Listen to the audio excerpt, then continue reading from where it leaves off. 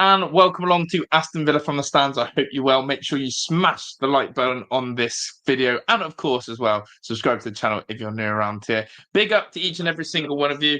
Hope you're good. Hope you're well. Today is an Aston Villa show that includes the following. The Marseille right back, Michael Murillo, Aston Villa are under pursuit of him. We've had a few offers rejected. Are we going to land this?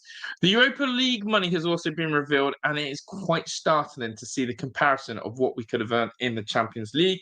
And yes, people may turn around and say, hey, stop banging on about the Champions League drum, but I think it's still something of worth to note. And aside from Villa, Delap to Chelsea. It seems Chelsea are moving fast, but it does then open up that option of getting the Strasbourg striker that we were linked with yesterday, which are going to come into as well today. It all links and it all think it's got permutations. I also promise you a stream where I will not be fiddling with my beard or flicking my hair. I've been noted a few times now from viewers that it's something I've done.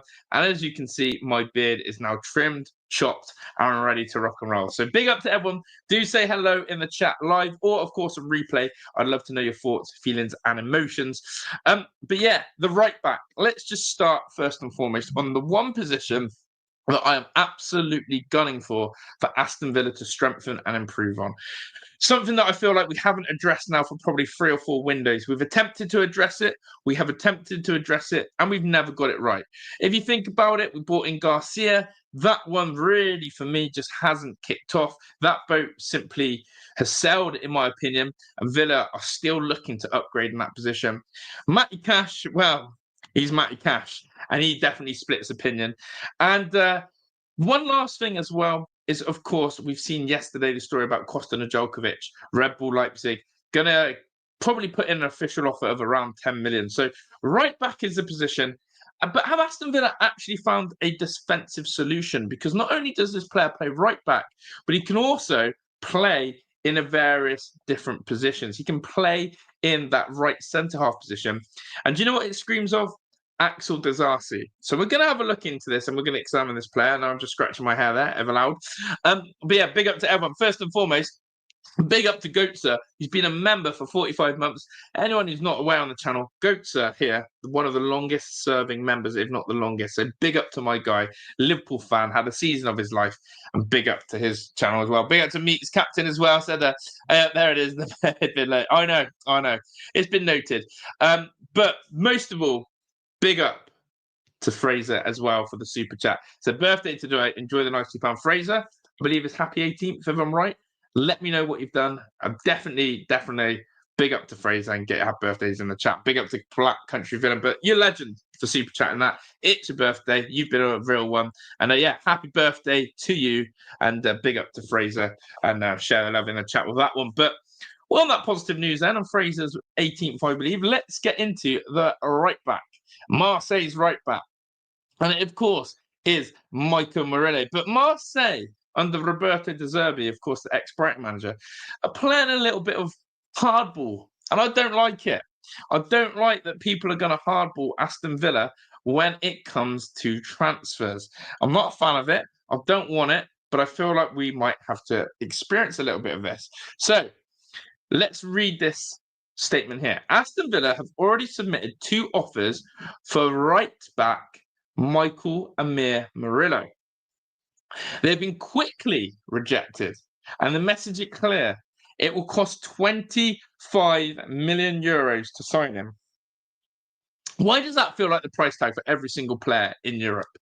When we're linked to someone who isn't a big name or an upcoming name, 25 million euros seems to be the price, the money, the situation. I don't like it. But look, they want to, Marseille, make multiple sales before June the 30th.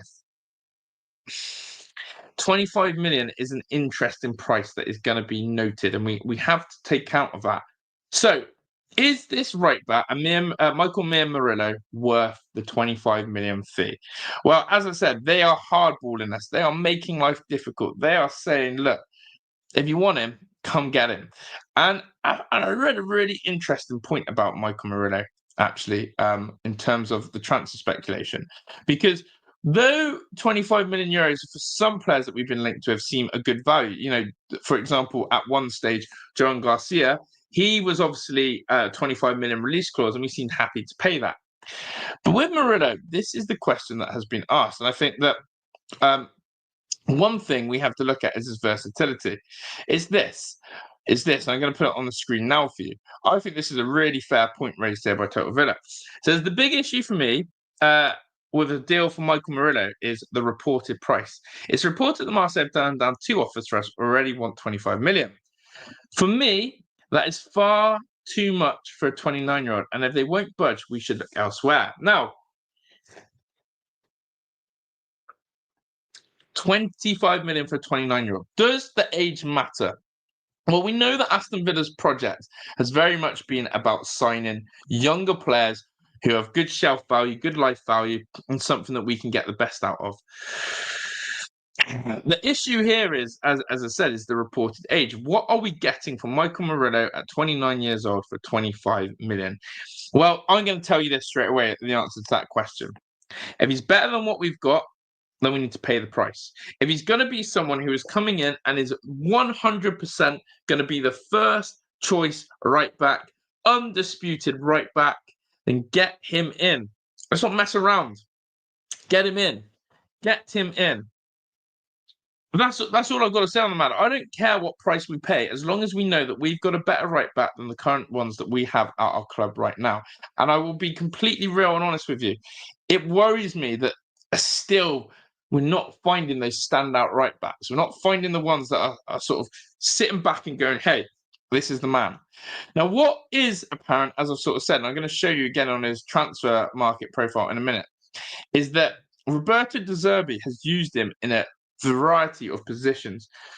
As I said, although he's been a right back for the vast majority of his career, Michael Murillo has been used a lot this season as a right-sided centre-back at Marseille under Roberto De Zerbi. I wonder if this positional versatility may appeal to Unai Emery. Every single one of you knows in this chat right now, and those you watching on replay, that Unai Emery loves a Mr. Versatile. And I'll say it again, it completely backfired with Axel Disasi. We thought we were getting a versatile right-sided centre-back and a versatile right-back, and the right-back move simply didn't work. You've seen Ezri Konsa go and play right-back for a large portion of the last 2 seasons and right centre-back. Unai loves a man who can do 2 roles within that system. So it's interesting. It's interesting. But big up to everyone in the chat. Let me know your thoughts on Michael Murillo if you have watched him play before. And what do you think of the price tag and 25 million for him? However, have a look at this when we talk about his profile, because this is for me always what's important. What type of player are we signing? Well, first of all, you're going to see here, whether you like it or not, a very experienced international. A very experienced international. So 29 years old, Panaman, or Panam. I don't even know what you call it actually. Panama. Don't know what you call someone from Panama, but there we go. But he's had 81 caps for Panama. That caught my eye, and 9 goals. So that's pretty exceptional. But here we go. Here is his stats for this season. So he's had 34 possible games this season. Sorry, 30. There was 34 possible games. He played 30 appearances, 1 goal, 3 assists. Not so worried about his goals and assists output, if I'm honest, although we do know that Luca Dean, Matson, they like to chip in with the assists. They like to contribute. So it's very important in that aspect. But as you can see, he's basically been 80% of the start and 11, a key player for Marseille. But I'm going to bring you up some other stuff in a second. Because I'm going to go to the comments here, some brilliant comments. This right back, centre back isn't working. Can we not just have a good specialist right back? Exactly my point. I'm completely with Meeks on this one. I am getting absolutely sick and tired of not having specialist players anymore. You know, this whole idea of a goalkeeper seems to be the only position where it's just a goalkeeper. And maybe even a number 9 these days are changed differently. But all this idea of inverted wingers, inverted fullbacks, you know, CDM, like the football has changed that players almost have to be very versatile. Gary Neville always goes my right back example. Gary Neville was nothing but a right back and only a right back. You're not going to ask Gary Neville to play right centre half. And you go, yeah, but Josh, the game's evolved. I still think if you asked Ezri Konsa how he felt being pushed out of right back, I think he's going to tell you did not enjoy it. Axel Disas's career basically got ruined because he got pushed out to right back and got exposed for it, and it was disgusting for him. So there we go. I feel it'd be good for us. He just can't be a Disasi. Exactly. We can't have that. Big up to you, 1874. Hope you're well. Kat said Panama is a player from Panama. That's the one, Captain. So specialist right back like Gary Charles. I was happy then. They don't exist. You know, Alan Hutton. You're not going to ask Alan Hutton to play right centre half, are you? Huts, you're at right back. Do your job. So there we go. But look, this is something that Unai Emery does like. Weirdly, though, not on the left-hand side. And if you want to have a look at sort of versatility, it's when you see this sort of map here. Have a look at this map here. Main position right back, but can play right midfield and centre back. So again, if you're looking at our right-hand side, we've got Leon Bailey, we've got Donyell Marlin at the moment who occupy those, and Morgan Rogers. We think Leon Bailey's going to go. Donyell Marlin, who absolutely knows, and Morgan Rogers want to go back centrally. This could be another player who we could use further forward on the pitch and out wide. But when you see that versatile map, you know, again, it is that type of Unai player. But he has improved, and his time at Marseille has gotten better. And of course, this is why you look at Roberto De Zerbi and you go, good manager, and there's a Premier League. I think you've got something here good with him. But always is the case. There is a lot of links where he's been to, Manchester United have been linked with him at one point, who are always desperate for a right back. Have a look at, again, his career. And this is what baffles me. We're looking at a fee of 25 million for this guy. But, oh gosh, we don't want the advert. Let me get rid of that. But if you look at it, he went to Anderlecht to Marseille for around 2.5 mil. He's never really, he started in the MLS. And that's the thing. He started in the MLS, played for New York Red Bulls, came to Anderlecht for around 680k. And basically 25 million to where he was in 23-24 season is crazy. Absolute crazy price inflation here. How is a player going from 2.5 million to, of course, 25 million? Absolutely nuts. And I'm not quite sure on that, how we've got to that value. So ultimately, you've got to ask the question, are Villa about to be ripped off here? For a player who's played in the MLS, a season at Anderlecht, and then Marseille, and we're going to be forking 25 million for right back Amir Murillo. Not sure is my answer. Look, and I'll go back to it. As much as I don't want Matty Cash being our number one right back next season, if Matty Cash is a better right back than Amir Murillo, then what are we doing out here? Why are we being linked to these dusty players? And that, again, goes back to that comment I'm going to make about Champions League football. But, yeah, in terms of, uniqueness, that's what he's called. He's a unique, versatile defender. But is he a specialist? Maybe they don't exist anymore, as Meeks has said. So, yeah, that's my thoughts and feelings on him. As I said, there's been some weak links to Manchester United going there. But ultimately, we all know right back is the position that Aston Villa want to strengthen and improve on. And we're just going to have to be patient and see what happens there. So big up, everyone. By the way, if you haven't already, make sure you smash the like button on here. Let's run this stream up to 30 likes. That would be good. And let's see what the comments are saying. In Luke's sell or keep video, he would sell Cash. Do you all agree? Only if we get a replacement. But yeah, if we get a replacement, yeah, and you have Garcia fighting for that top spot. Cash is better than anything else in that position. That's the point. If he starts there and the MS is so slow, the price is too high, there's a no from me. That's my issue. I'm going to go back to that again. A player whose market value when he was signed for Marseille is 2.5 million in the 23-24 season, and now going into the 25-26 season is 25 million. There's a massive inflation there. I just hope we're not getting ripped off. But again, Marseille will look at it and go, Villa have got a bit of money. Villa after a right back. Villa after a versatile player. It could happen. One season at a decent level hardly makes you proven Premier League ready. Exactly. And that's my risk with this one is it doesn't. I'm not sat here chomping at this one at all. I'm a bit like, okay, let's see. Does it work out better for him? Absolutely. It would be a great move for him. Right, here's a rogue one. that I saw today, linked with today as well. I feel like this is what Villa are going to do constantly now for the next 3 or 4 years, which is basically sign youngsters or free agents for maximum PSR revenue. We've already signed Redmond, 18-year-old, free transfer from Feyenoord. Have a look at this one. In the coming days, Aston Villa are expected to sign 17-year-old defensive midfielder Mohamed Kone from ASS Mimosas. I'm going to take that as a Greek team. I'm going to guess that as a Greek team. He plays for the Ivory Coast under-20s and is considered one of the greatest hopes of Ivorian football. Look, again, why is this sort of transfer news? Well, we know why. This guy isn't going to come in and play in the Aston Villa first team.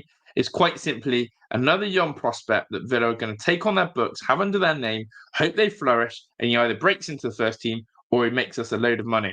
And that's the sort of transfers that I expect us to see. Now, again, on that note, we still haven't got the Sver Nipan deal over the line. And I do wonder again, is that because we haven't got Champions League football? But these young 18 to 20-year-olds that we're looking to sign are for one reason and one reason only. And it's shrewd business, it's important business, and it's business that is going to make us tick. So let's hope that one comes off as well, if he is as good as he says. Now, look, the money situation. I've got in fact, again, Tom Colomos from the Mail Sport, just another story to keep sharing with you, because I like to share every bit of article that we can.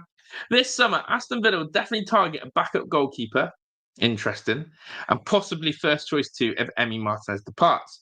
So we're probably going to see 2 goalkeepers come in. First and foremost, that's what that says.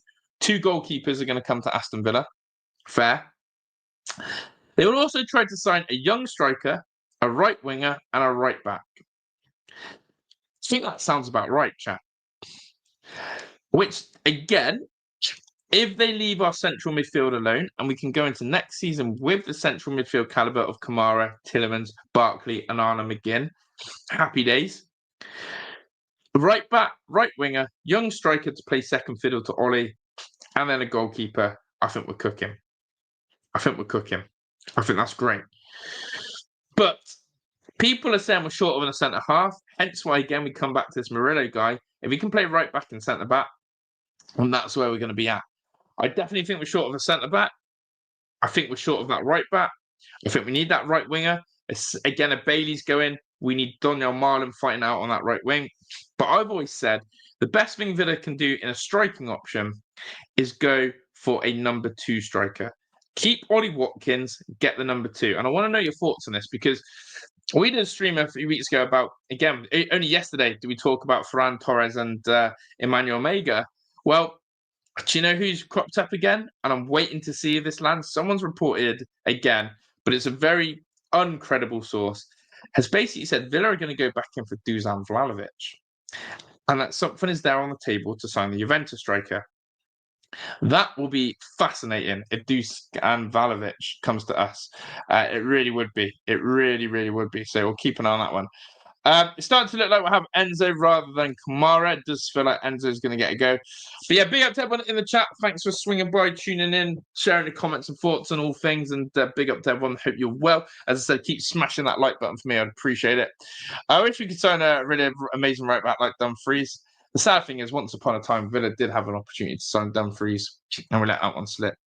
With that said, I do prefer Garcia to Cash. I think he'd be especially better against teams like United and Palace, providing a threat and pinning them back. If only those sort of games this season we could have seen Garcia. Crazy that he didn't come on in either of those 2 games. Garcia is... I'm fascinated to see pre-season with Garcia. It's another one of them where, I could put it this way, I would not be surprised if by January 2026, Garcia's gone. You know, it feels like one of them. Nipan's coming from a bad league. Can't be asking for Champions League. Not straight to the top. I think Nipan might overtake any form of Europe. Let's hope so. Otherwise, we don't get him. But yeah, Dusan Vlahovic. Keep your eyes on the space for Dusan Vlahovic. It's massive. But as I said, this is what Tom Colomos was saying in terms of our recruitment. We're looking at the backup keeper and maybe a first choice if any goes. As I said, I expect to see us bring in 2 keepers, one of which will be Chevalier. They will also try to sign a young striker, a right winger, and a right back. Well, Dusan Vlahovic doesn't feel that young striker role, does he? So let's see what happens. Right, this was a really interesting stat that I'm going to show you about the difference between, again, Europa League and Champions League revenue. And it will absolutely hurt your eyes. This hurt. I read this and I thought, this is absolutely crazy. Crazy, crazy, crazy. Here we go, chat. Listen and read this. Big up to everyone. Big up, big up, big up. Tottenham Hotspur earned 45.4 million just for winning the Europa League. Not taking part, but winning. For comparison, Celtic earned 46.2 million and finished 21st in the league phase and got knocked out by Bayern Munich in the next round of playoffs. Let that sink in. First and foremost, there is no wonder that Celtic dominate Scottish football right now. Because if Celtic are getting 46.2 million from Champions League revenue in that sort of format, and Rangers are, I think Rangers got to the quarterfinals of the Europa League. The staggering difference in money is going to be crazy, nearly double. But again, let me know your thoughts on this. Celtic finished 21st in the league phase and got knocked out by Bayern in the playoffs, earned 46. So they earned 1 million more than Tottenham, who won the whole competition. That is crazy. And that is the thing and the difference between growth and staying at the top. And again, you could say, Josh, you're a broken record. You keep banging on about this. The significant impact of missing out on the Champions League is there for you to see right there with those statistics. You can be dusty as ever in the Champions League and still get a shed ton of money. Let's be honest, Celtic, they're never, ever going to get past the quarterfinal of the Champions League. And in the Europa League, they'll probably get the same sort of stage. All right? If Celtic win the Europa League, they're looking at quarterfinals as well. Celtic know that going into that Champions League each season and not even having to really worry about the outcome of where they finish, their revenue is still absolutely beautiful. So if Villa want maximum revenue from Europe, we've got to go do a Spurs. We've got to win it, and we've got to take 45 million. That's the fact of the matter. That's where we've got to look at in terms of what can Europe offer. Now, you could turn around and go, Josh, we could get knocked out like Celtic do in the Champions League if we were in it in this season, and take that revenue. Yes, that could happen. That could happen. The reality is now, I think, as we were saying, we need Villa to go deep in that Europa League, not just to have a chance of winning a trophy, and it's a really nice trophy, but look at that revenue as well. Something absolutely we do not want to miss out on. We do not want to miss out on that type of money. And every penny counts. I think it is right to count every penny. Right, let's link on then. So yesterday I reported, big up to everyone who watched yesterday's stream, I was in there. I said, yesterday we had this story about Ferran Torres, but also the second striker in this picture was the Dutch striker, Emmanuel Omega. And I looked at his list and we looked at his credentials and I said, hey, this one looks the one. This Emmanuel Omega, I like the look of this. And then when Emmanuel Omega's name came up and we did a little bit of research, we realized obviously he plays for Strasbourg, who by the way, are Chelsea's twin club. And I thought, well, there we go. There is absolutely no doubt about it. Omega will go to Chelsea. Oh, well, we couldn't be more wrong. Could we? We couldn't be more wrong. Chelsea, honestly, they won the Conference League last night, and that severely pissed me off. Not only have Chelsea now gone and won all 3 European competitions, Champions League, Europa League, and now the Conference League, but it does make Villa's disappointing season look even worse. In the Conference League last year, and I'll tell you why. It makes Villa's Olympiacos exit look even worse. Why? West Ham. What did West Ham do? They enter it for the first time as an English club. They go win it. Second is us. we don't win it. Third season, Chelsea in it, they win it. 2 out of 3 of the English clubs you enter win it. Villa are the only one not to. Yeah, that hurts. However, my one argument about the Conference League this season is as follows. And the Europa League. Europa League and Conference League are the easiest competitions this season by a country mile. The reason why? No one got relegated into those tournaments. So Man United and Tottenham had the easiest route to a Europa League final ever. Why? They had no Champions League fodder. No team who came third in a group stage or X, Y, and Z, however you want to say it, got relegated into that Europa League. That's how it used to happen. If you finish third in the group stage, you go into the Europa League. So you had at least 8 teams who were in the Champions League and the Europa League knockout stages. Likewise, with the Conference League, anyone who was in the Europa League who finished third got relegated and ended up in the Conference League. Let me put it this way. Here's a statistic for you. From 2016 to 2020, the Europa League winner came from the Champions League originally. So Conference League and Europa League, easiest format ever. So again, I'm going to say this with Villa next season in the Europa League. There's no excuses. Whatever teams we see when the first ever balls are drawn out are the rest of the teams for the rest of that tournament. We have to look at ourselves. We're going to be in pot 1. We have to look at ourselves and say, we have to win this tournament.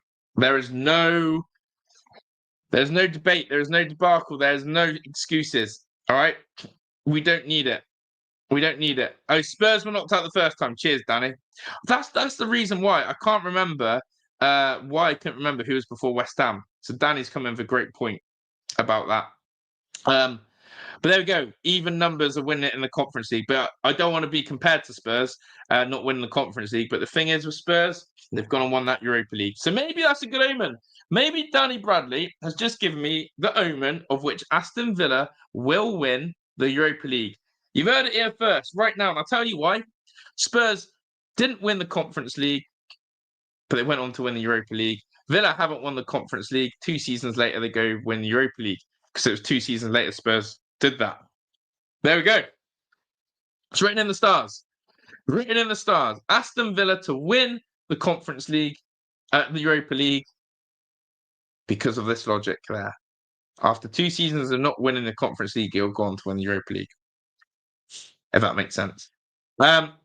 Echo Banger says we can't get Vlahovic since his wages too high. We can't afford wage. Yeah, we need to be careful on wages. You're absolutely spot on that, Echo. Villa going to win Europa League only if you don't draw Palace. Trust me, Villa Palace final. I don't even know if I could watch it. I couldn't watch Unai Emery try and play a 3-5-2 again and not work it out. Hopefully by then he's worked out the secret formula. Hopefully he's worked out the secret formula of how to do that. But Josh, are you pulling for PSG Saturday? Absolutely. Absolutely. So I can turn around and say, at least Villa got knocked out to the winners. You know? We could turn around and say, at least we lost to the winners. That's how I always look at it. Whoever goes on to win these cup competitions, like Palace in the FA Cup, at least we lost to the winners. It doesn't make it any better. It doesn't soften it. It's a pretty lame excuse. But yeah, that's what we sort of say and do. But yeah, big up to everyone who's in here tonight. Good to see nearly 50 of you in here. Keep smashing that like button for me. But yeah, I think it will be Inter who do it. I do. Right.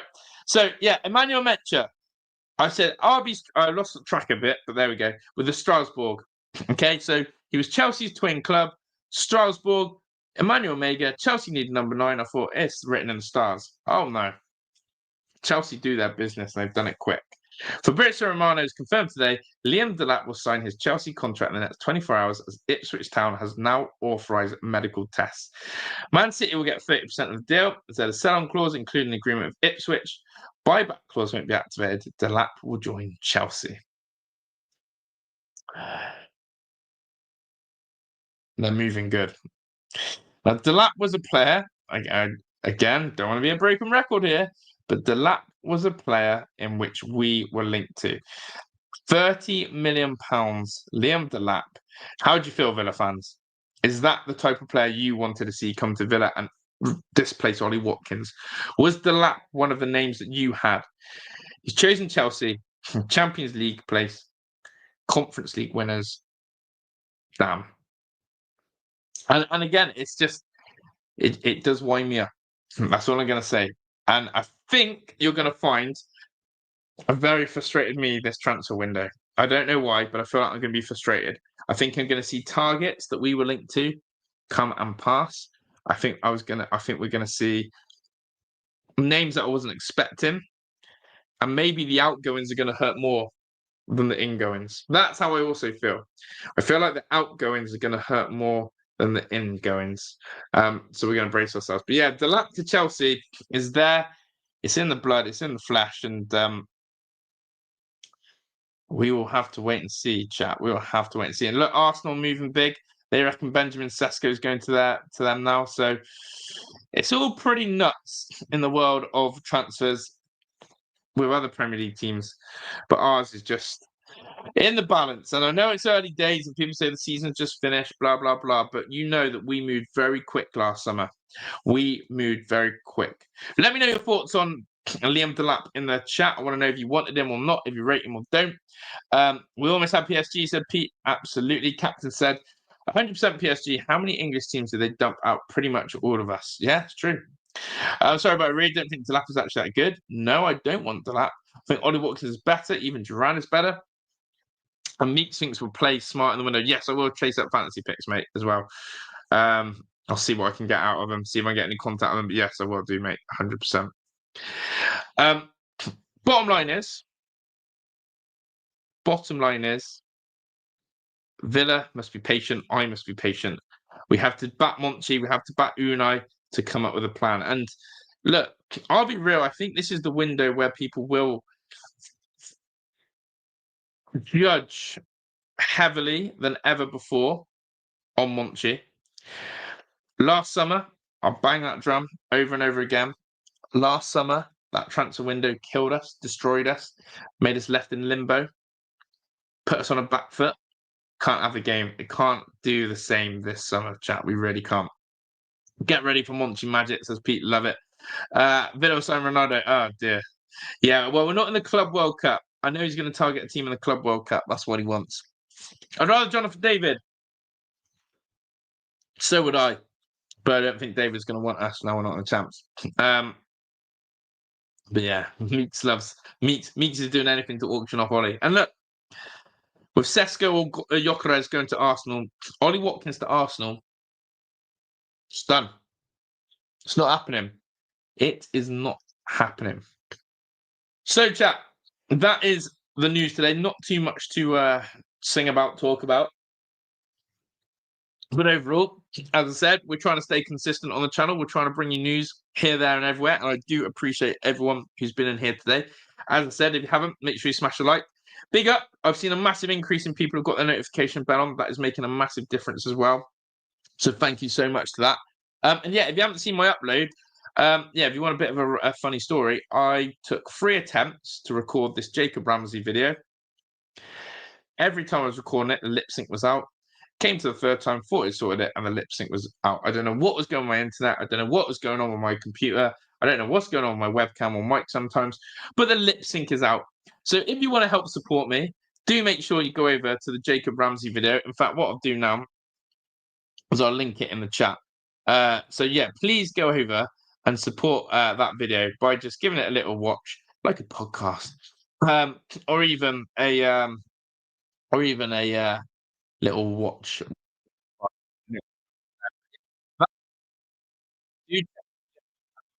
Round off this stream. And yeah, I appreciate everyone in here. I really do.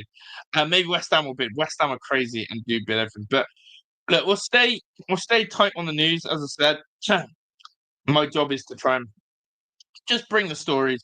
Nothing is concrete, nothing is real until it happens. But yeah, as I said, everyone is on the Benjamin Sesko hype. And I think it's an interesting one in that. Antonio Conte stays at Napoli. That's just come through as well. Right, let's go raid my guy Wolfie because he helps us out. So I'm going to redirect you to Wolfie. I think he's live now. I'm redirecting you to Wolfie. Go put AVFTS raid in the chat.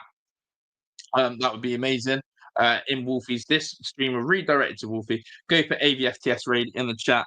I'm sure he'll appreciate that. And it's just you gotta help your buddies out. And Forest and us missed out, and yeah, it's awful, isn't it?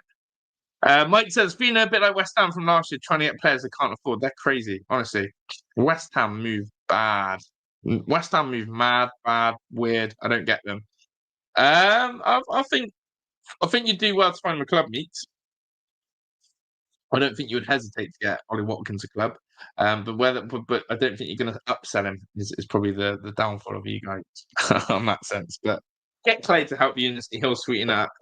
But yeah, listen, big up to everyone. Wolfie is a cool guy. He's a really good guy. So I'm going to redirect it to Wolfie now. Go in the chat. I'll even comment as well. It's an ABFTS raid. Go put it in there. And yeah, people, I'm out of here. Thanks for your support as always. Big up to all of you. Keep supporting the content. Let's smash the summer together. And yeah, we'll count down to the first Villa official transfer. Watch alongs, keep your eye out. I'm out of here, people. Big up to each and every one of you in the chat. ABFTS raid in Wolfie stream right now.